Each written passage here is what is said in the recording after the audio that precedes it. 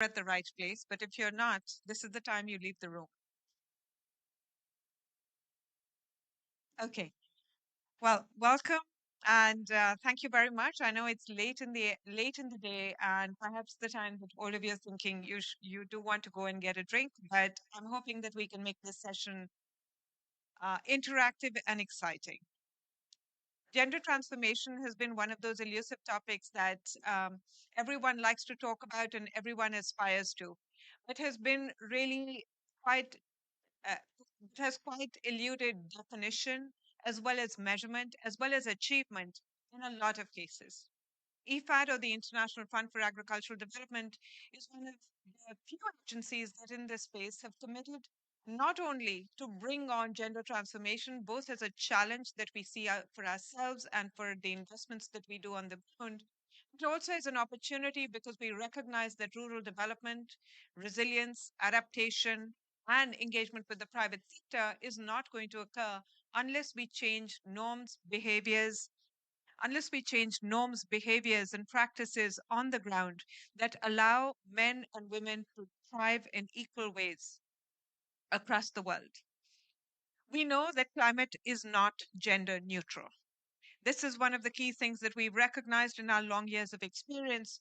We we know that some of the greatest and the most intense impacts of climate change, vulnerability, uncertainty, are really falling upon women among marginalized groups and amongst children. We also know that some of the opportunities that lie with us are because we are engaging hugely with women and with women's groups. One example of this is any project or investment that we design that also has nutrition related objectives are most met if we are designing women as key stakeholders, both in participation as well as in design in our investments. This is exactly why we've collaborated and worked together with the Gates Foundation to really support the Gender Transformative Mechanism, which has the ambition to reach almost 1.1 million people across 3 countries as of now. And it is in this context that I'm really privileged to welcome our president, Dr. Alvaro Lario, to the podium to present his keynote speech on the topic, followed by Her Excellency, Minister from Burkina Faso. Um, with that, Dr. Lario, thank you very much.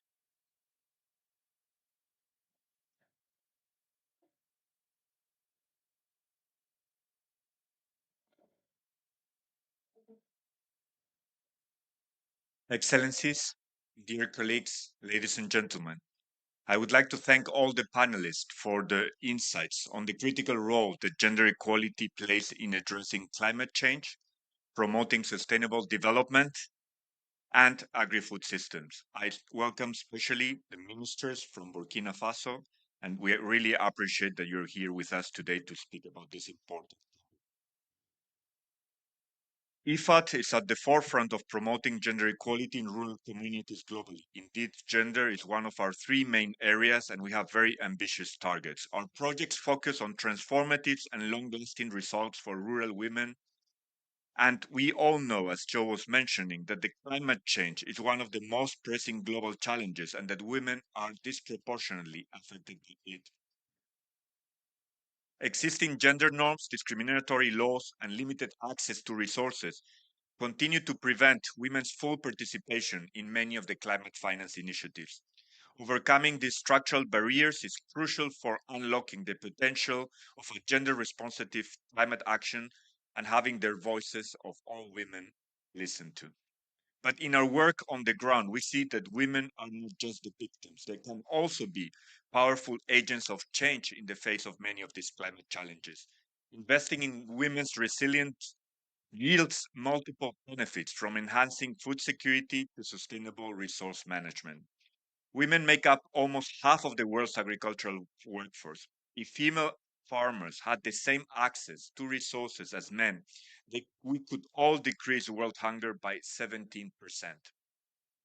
Rural women are often the custodians of biodiversity.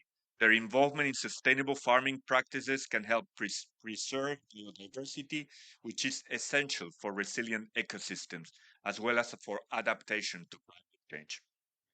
However, untangling the nexus between gender inequalities and climate change, we need to do better. And we need to work differently. We need to really take many different actions to the ones we have been taking up to now. That's why we established in 2022 the Gender Transformative Mechanism in the context of climate adaptation.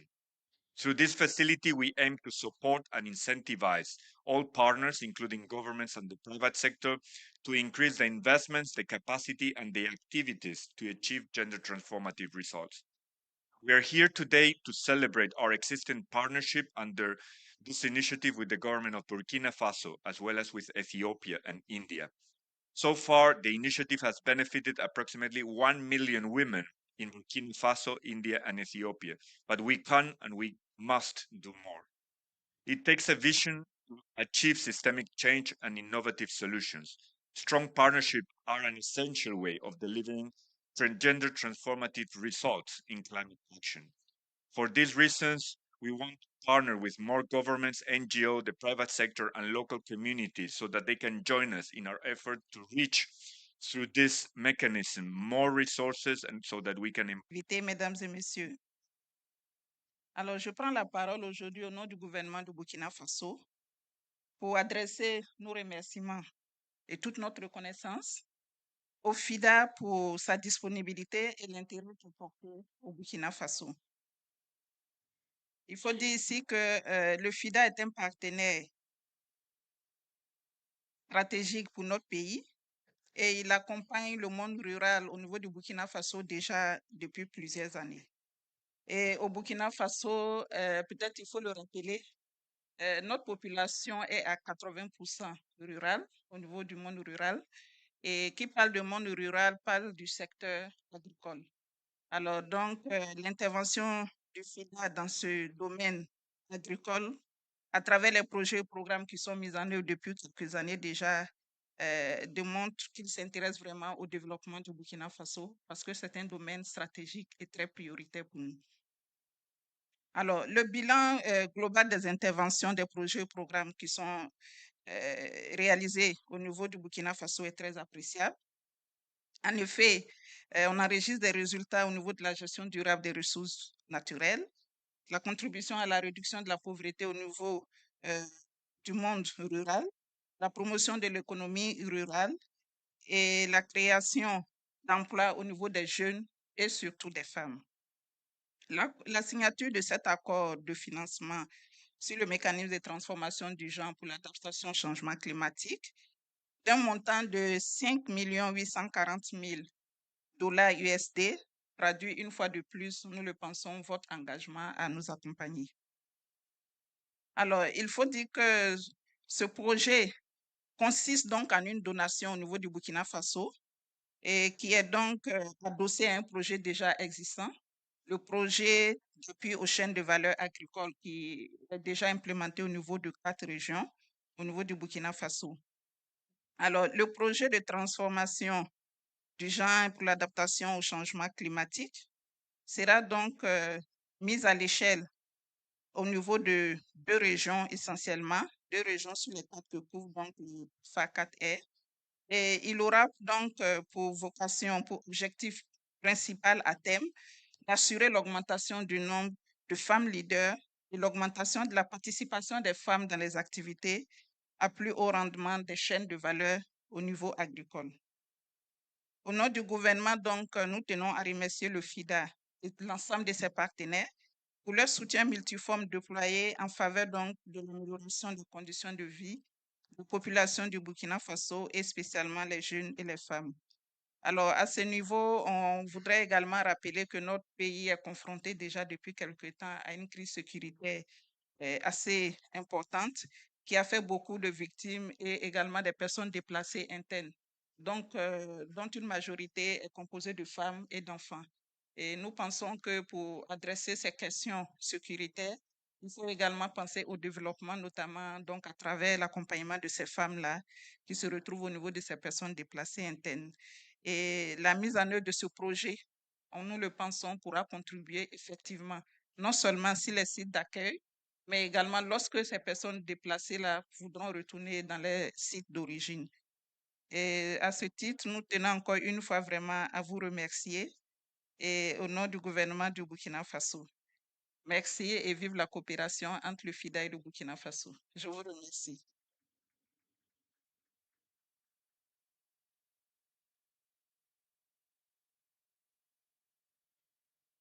Thank you very much, Your Excellency. And I understand that Your Excellency and the President apparently have to leave early from this event. And so I'm very grateful again on behalf of all of the audience, the participants, for your presence as well as your remarks. Please stay for as long as you can. But we'll understand that you are very committed and would like to leave in between. But thank you again. And now, ladies and gentlemen, it's my privilege to also segue very quickly to our panel of speakers today. And we've got a very dynamic panel that I want to quickly try and very briefly introduce before we go into discussion mode. So our first panelist is Ms. Tadesse, who is the Natural Resource Management Director at the Ministry of Agriculture in Ethiopia. Thank you very much, Director.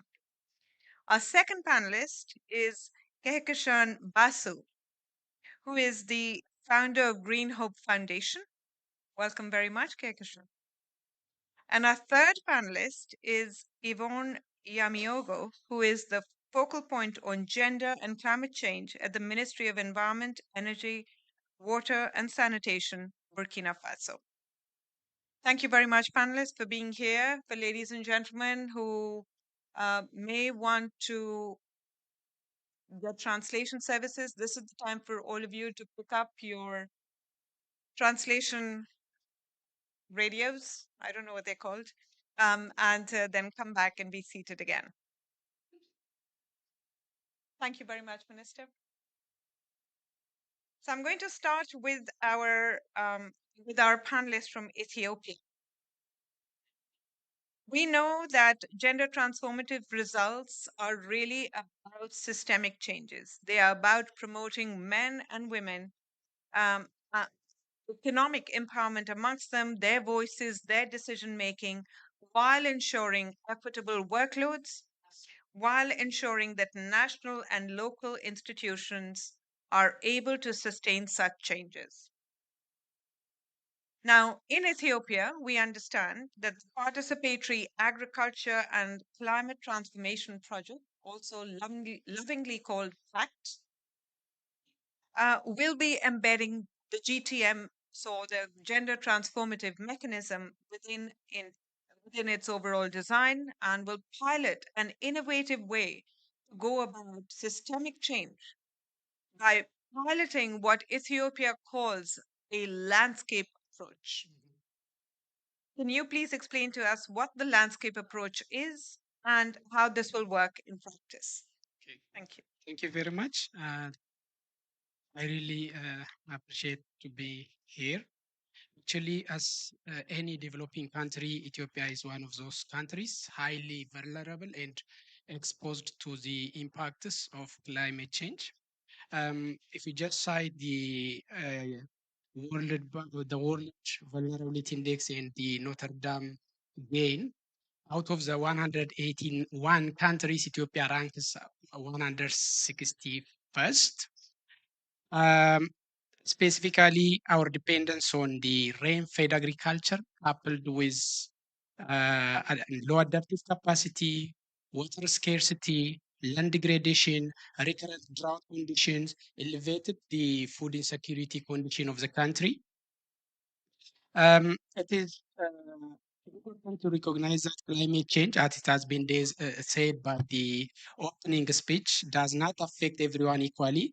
Women who play a critical role in Ethiopian agriculture and which are nearly above half of the population of Ethiopia, burden disproportionately the problem of climate change. So traditional gender roles and societal norms place a woman in vulnerable positions, and the impacts of climate change exacerbate these issues. For example, according to the World Bank 2014 study, in Ethiopia, women farmers produce an average of 23% less than their counterparts. This is mainly due to inequitable access to control of resources such as land, technologies, information, and the lower level of female participation in decision making at different levels. We can mention from the low ground level to the higher level. Various manifestations of the climate change, such as droughts, exacerbate fuel and water scarcity and add up more to the domestic burden of women. They are the one who are responsible to fetch water and fuel wood. Specifically, female-headed households, which are estimated to be 26% of the total population, remain particularly vulnerable to climate shocks and face multiple challenges such as lower landholding and weaker tenure rights. Despite these challenges, Ethiopia has taken significant steps to integrate gender consideration to key national strategies and policies. For example, the National Adaptation Plan ensures the engagement of the women in and also implementation of climate adaptation and mitigation measures. The CRG strategy, which is the climate resilient green economy strategy, also gives special attention to women, especially emphasizing empowering women in the context of climate change. The agricultural strategy, which is one of the important strategy in the country, aims to enhance women's access to resources, technology, and training for climate smart agriculture. The Ethiopian 10 years perspective plan also give a special attention to the inclusion of gender and social inclusion. An Ethiopian strategic investment plan, which is one of the important framework for sustainable land management, also give an important area for women. The main objective of this SF is to provide comprehensive policy framework for landscape and natural resource management, a common set of economic, social, and environmental consideration for public and private investments, and PACT, this important project, is applying a landscape approach which is in line with our ESIF, the Ethiopian Strategic Investment Framework for Sustainable Land Management. And because it supports the delineation and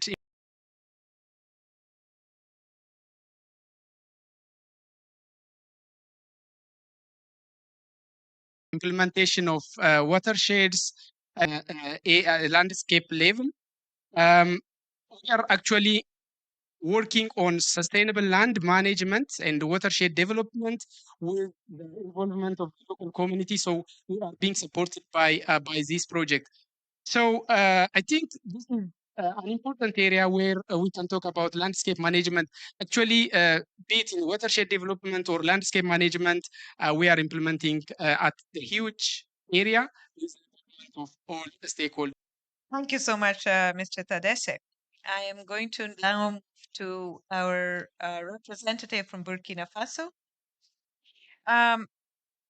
In Burkina Faso, IFAD's Gender Transformative Mechanism is collaborating with yourself to institutionalize good practices related to gender inclusion and climate adaptation, especially given the current context of fragility.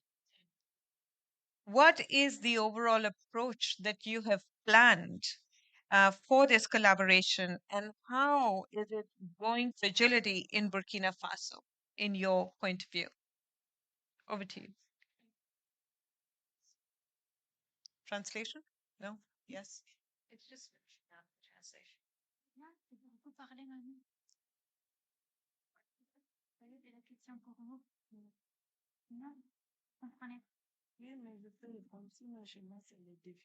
Would you like me to repeat the question? Okay. Let me go to. Well, maybe I can just ask an overarching question in your context of Burkina. Kiara, Kiara, just just if you can explain the approach that you are using in the context of gender transformation in Burkina Faso.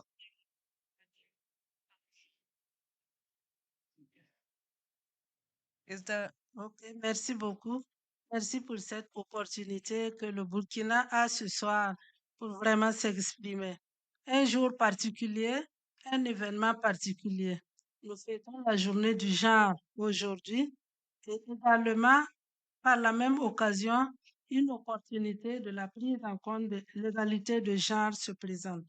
Alors, au Burkina Faso, a inclus l'égalité des sexes dans ses priorités en matière de lutte contre les changements climatiques.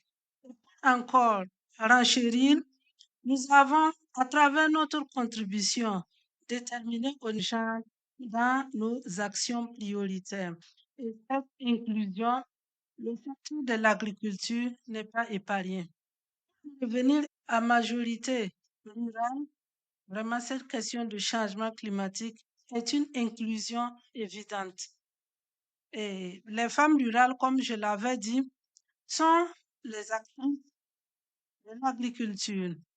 Et vous allez comprendre qu'elles sont en parfaite relation avec la nature. Elles utilisent les ressources naturelles. Elles utilisent la terre. Elles utilisent également, elles sont actrices de l'agriculture et tout. Donc, elles sont en parfaite corrélation avec le genre, le nexus genre et changement climatique. Revenir également application effective de la prise en compte du genre au Burkina Faso. Nous faisons de cette question-là une priorité dans la politique du gouvernement du Burkina Faso. Une priorité qui se traduite par l'élaboration d'un plan d'action national genre à travers à plusieurs axes qui prend en compte le mécanisme transformateur de genre dans ses options prioritaires. Donc, la question de l'adaptation est une priorité pour la mise en œuvre de ce plan d'action genre au Burkina.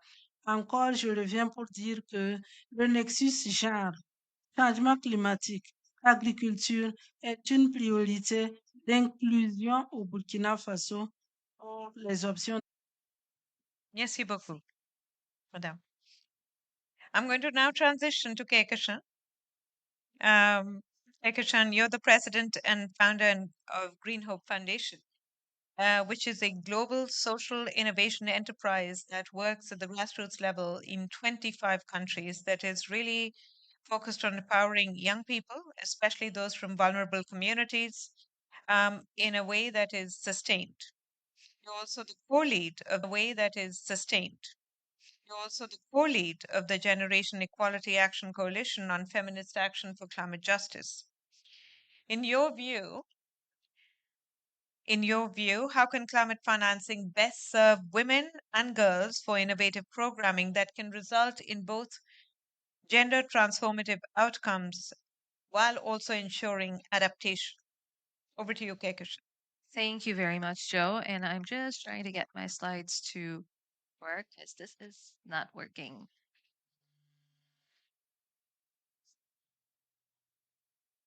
It's not working.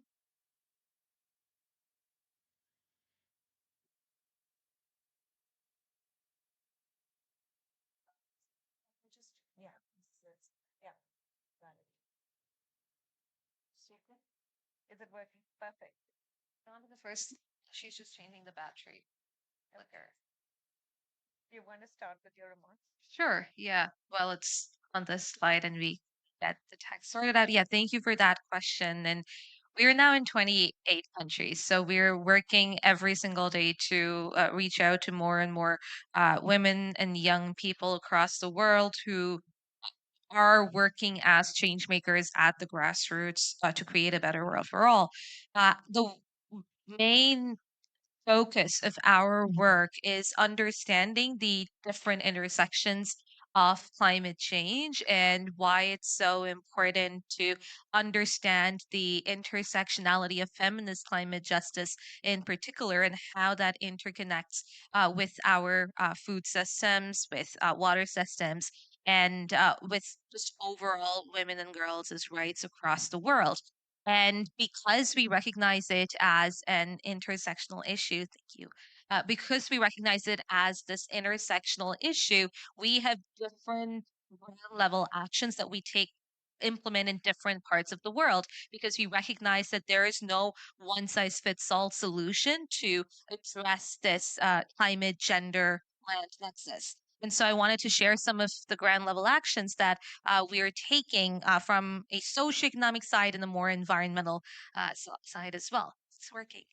So the first example that I wanted to share was the work that we're doing in the small island developing state of Kiribati to address climate change induced water and food insecurity as a result of climate change. There is increased salinity in the soil and increased rates of brackish water coming in and polluting the groundwater because of rising sea levels. And this, of course, has had an impact on the women and girls there because food and water falls under the domain of women and girls. And through the installation of a solar water farm and distillation system, we are able to purify that water. Then, in that sense, they're able to get not only clean drinking water, but also clean water for their crops, and are able to grow their food in a manner that is safe and sustainable and not reliant on cash crops that are not good for their health because their soil is being polluted.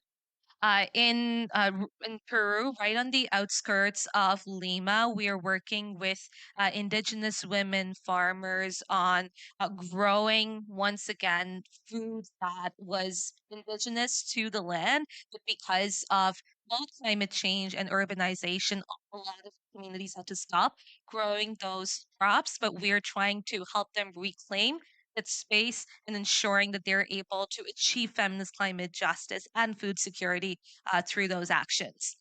And the final example I wanted to share was the work that we're doing with agrivoltaic technology. Once again, dependent on solar, but in India and Bangladesh, we are using agrivoltaics to increase crop yield in climate vulnerable communities. And this is led entirely by rural women farmers whom we train on organic farming and kind of reclaiming that indigenous knowledge that had sort of been lost along the way due to increased urbanization and migration due to climate change. And in this way, we've actually seen an increase of a 30% increase in crop yield. And we've also seen how this entire agrivoltaic system powers the solar irrigation system there as well. And the agrivoltaic system actually ensures that the crops are able to gain enough shade and sunlight. A lot of them are grown underneath the solar photovoltaic panels. So because of transpiration, they're able to remain cool in like the drought seasons, for example. So it's a really good way for us to be able to reach out to the rural women farmers that we work with there by harnessing clean energy technology.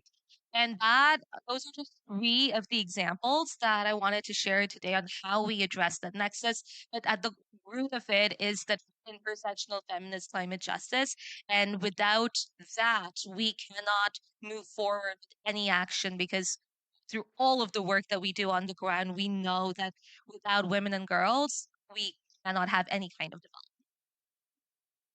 Thank you so much, Kekishan. And I'm going to stop here, both for the remarks from the panelists, the Farah, Kekishan, and Yvonne, and then just turn to the audience. And before I throw it open to the audience, I want to recognize our partner, Dr. Purvi Mehta, who is the Senior Advisor for Gender at the Gates Foundation, and who, of course, we are collaborating with for the Gender Transformative Mechanism.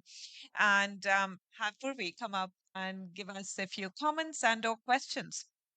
If you want to address them from here or from the podium. Either way, I'm fine. Okay, fantastic. Over to you. Yeah, thank you, Joe, and really very, very happy to be associated with GTM. I like several things about GTM, and key reason why this is very important to us in our larger agriculture strategy of the Gates Foundation is number one, I really like and appreciate the word transformative, and it's not just incremental but transformative. And I think that's what we require. So that's really very interesting.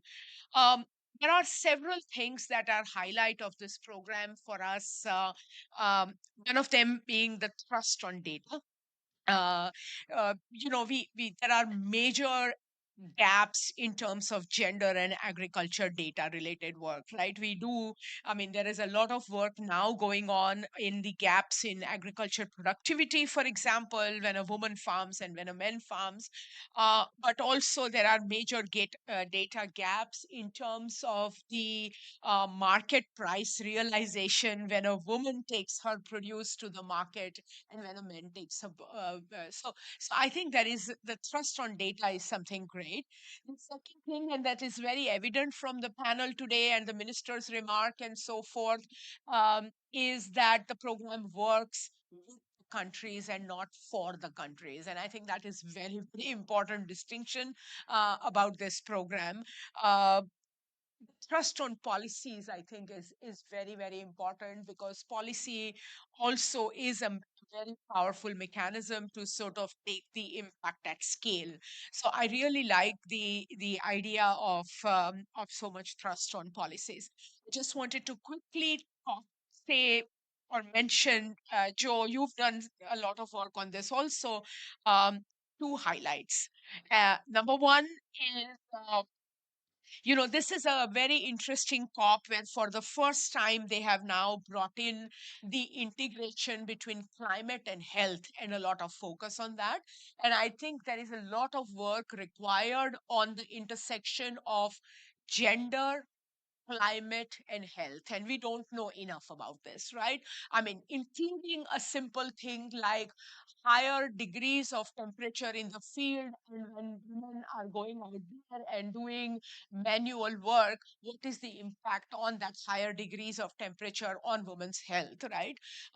Including things like zoonotic diseases, and as it goes higher, what is the impact of higher degrees of zoonotic diseases on those women who are working on livestock, which is about 70% of livestock work at least done by women. So I think those areas. And the second and the last point I wanted to flag that we should discuss further is a lot of discussion and lot of work on access to land by women farmers, and that's very, very important, not denying that.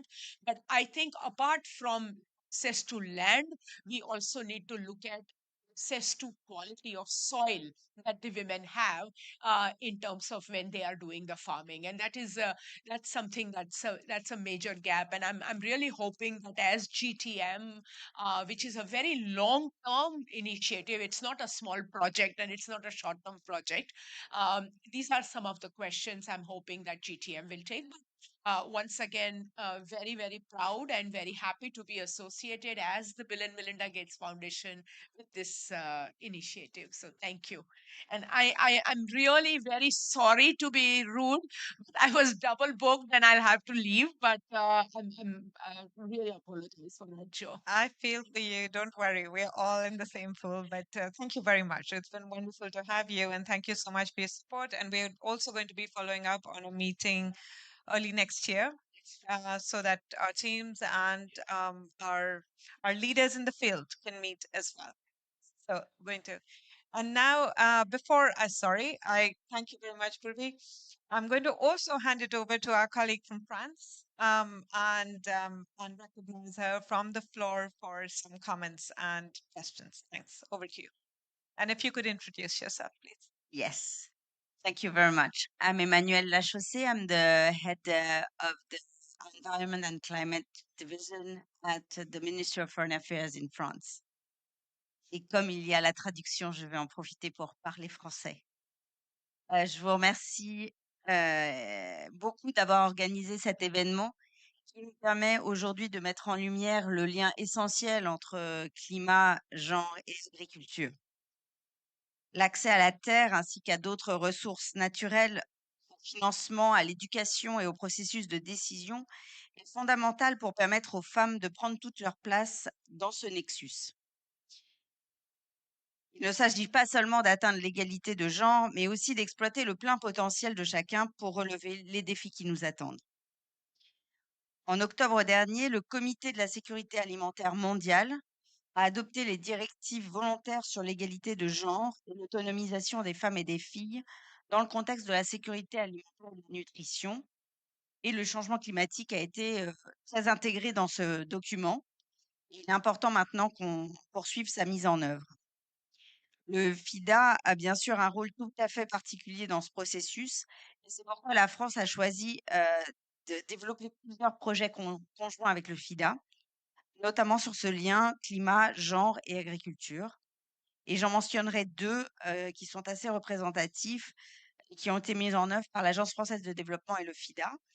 Au Nigeria notamment, les deux institutions promeuvent une agriculture inclusive et durable et le développement de chaînes de valeur agro-industrielles pour le développement économique et social des zones rurales. En RDC également, un autre projet sera lancé prochainement et visera à réduire la pauvreté et à améliorer la nutrition des populations rurales dans les provinces entourant Kinshasa, avec un accent particulier pour les femmes. Enfin, je voudrais juste conclure sur la stratégie de diplomatie féministe de la France qui est en train d'être renouvelée et qui sera lancée en 2024 et à travers laquelle nous visons à mieux intégrer les considérations de genre dans l'action, la décision et l'élaboration des politiques en matière de climat, de biodiversité et de désertification, et les questions relatives à l'agriculture et en particulier les pratiques agroécologiques devraient avoir une place importante dans ce processus que nous élaborons. Je vous remercie. Thank you so much, Ms. Lachos. Thank you very much. I am going to truly now open the floor up for questions and answers, and including to our colleague from France.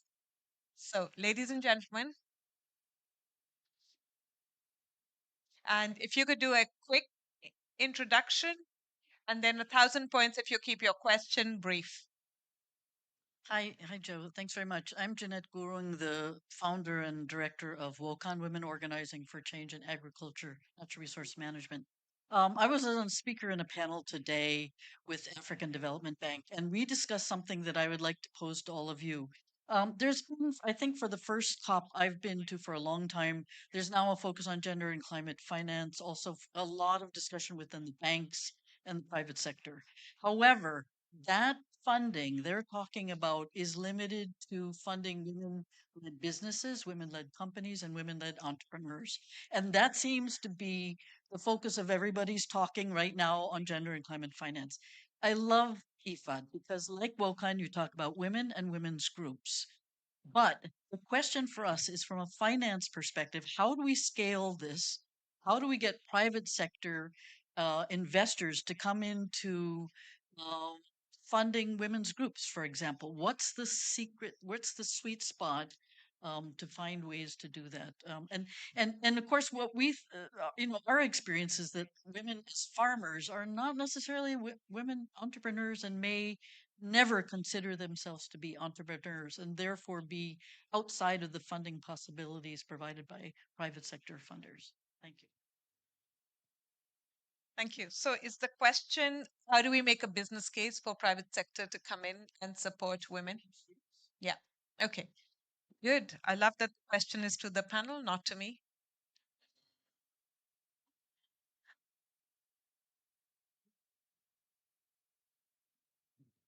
My name is Henk Holtslag from the Smart Center Training Group, which trains people in Africa on water technologies. I have a question for the gentleman from Ethiopia. Probably you agree that the best help to rural women is a well at the household level, a well nearby the house. So there are several new technologies that can reduce the cost of household wells. So my question is, do you have any support to either train local people, local technicians in local technologies, or do you have subsidies for households that want a household well? Thank you. So training on technologies for household wealth. Yes. So, two questions. Do you support the training? So, train the local private sector in producing low cost wealth? And the second question is, do you support households? Do you co-finance or subsidize them for 10, 20, On 30%? technologies, and do you train households in? Yep. Okay, one more question before we take it back to the panel, please. Thank you so much. I'm Guillaume Kalonji, climate activist from Congo Democratic. I come very late, but let me add something. So, the topic is about technology innovation in relation with gender, especially for women and children in my country. There is two sad situations. First, it's the ongoing war in the eastern part of Congo and intoxication with benzene in the western part. So I feel like asking myself, is it possible to bring technology innovation in the place where people are dying? Who will be using it? So I just need to know if is there any plan to see how to uh, to do something so that your technology will find the people in Congo where you need to implement it. Thank you so much.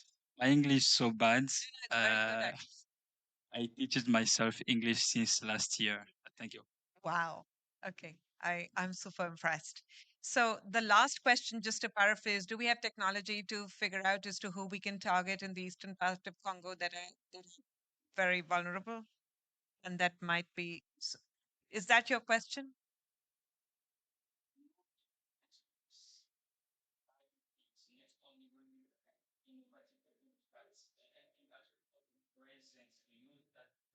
Yeah, got it. Okay.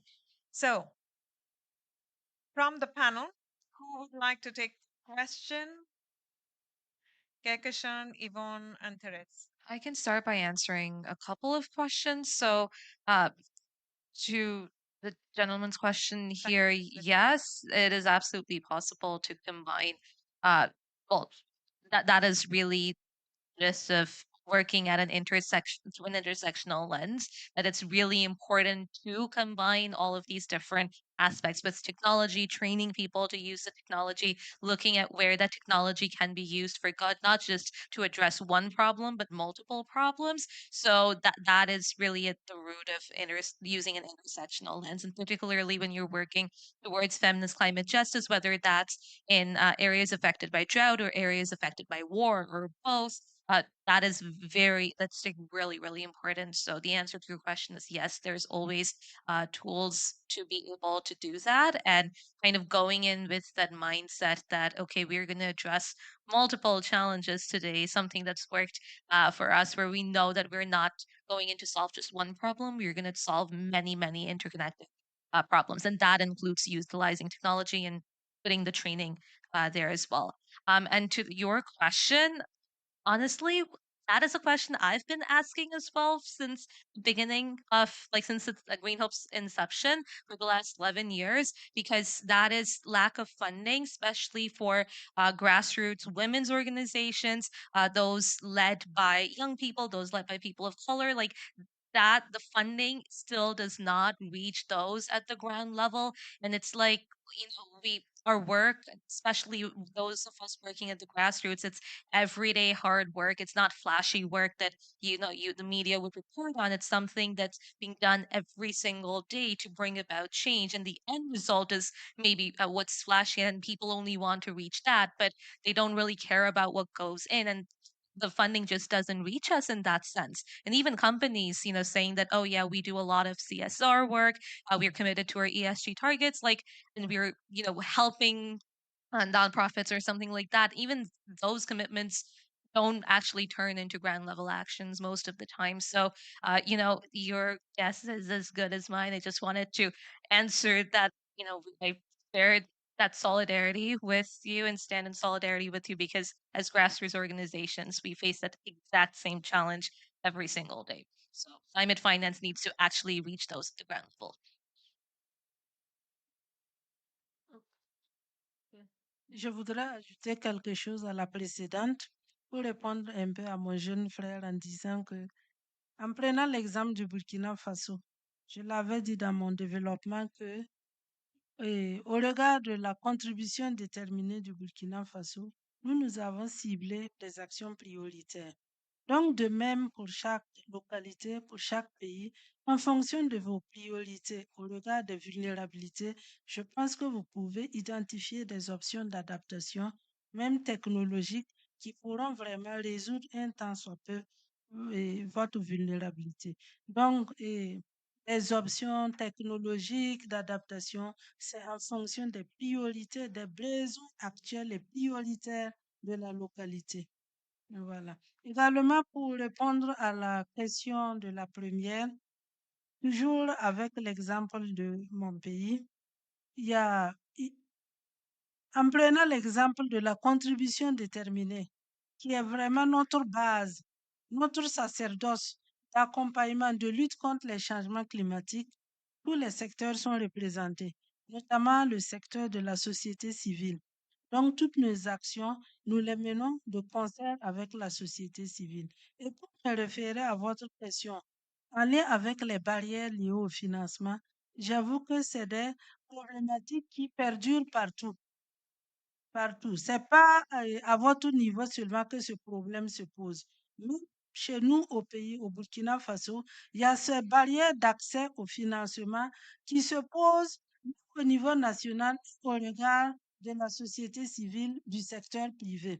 Des barrières d'accès au financement qui sont liées vraiment à la limite même, la méconnaissance également même de la gestion des projets, des montages de projets, la limite même de connaître de fond en comble les projets d'appel à projet.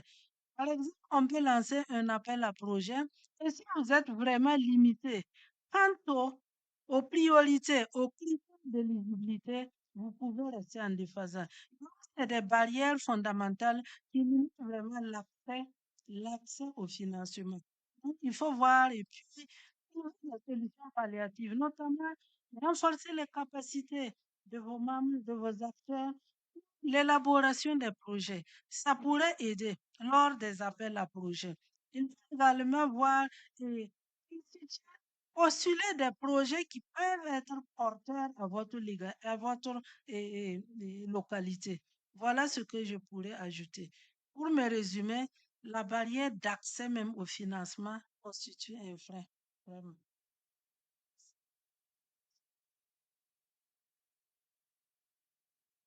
Okay, thank you very much for the question.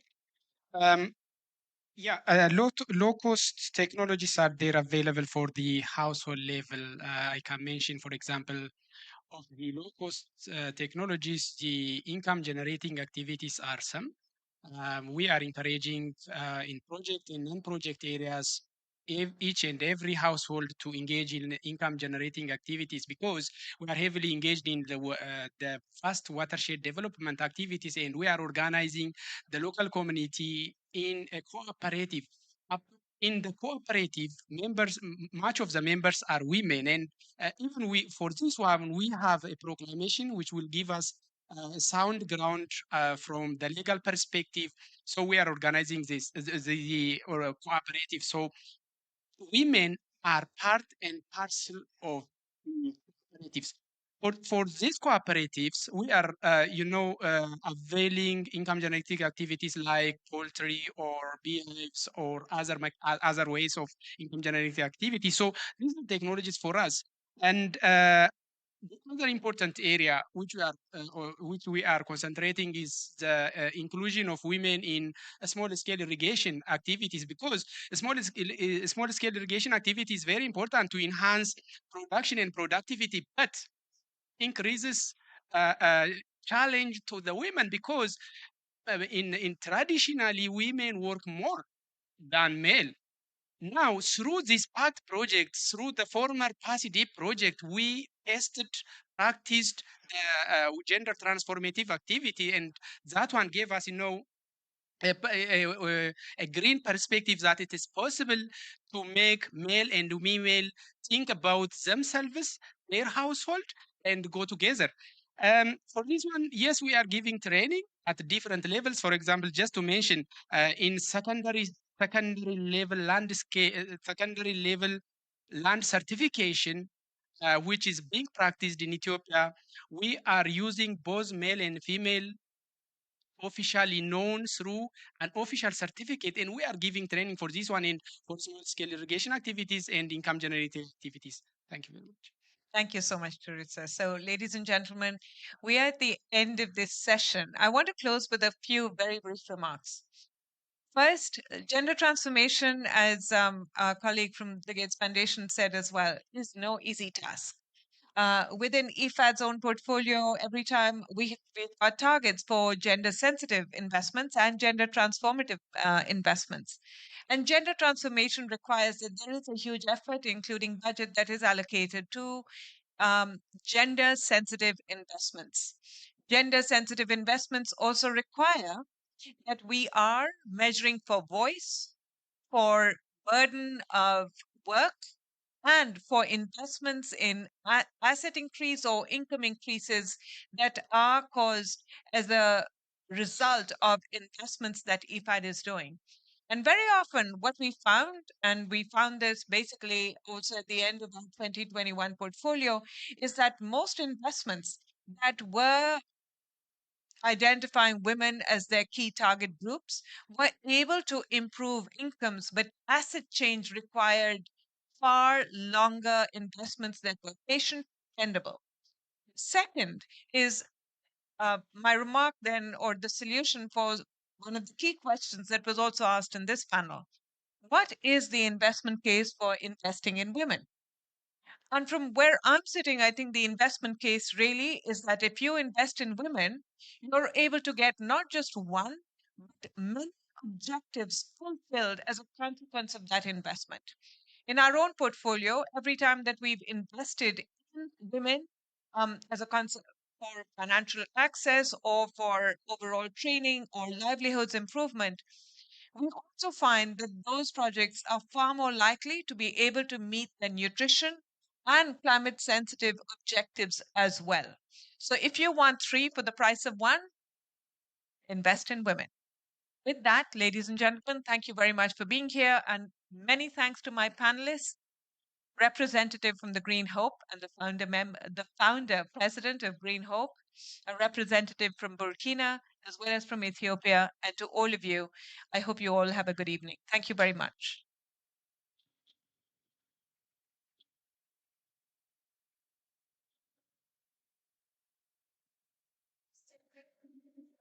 Oh, group photograph, very important.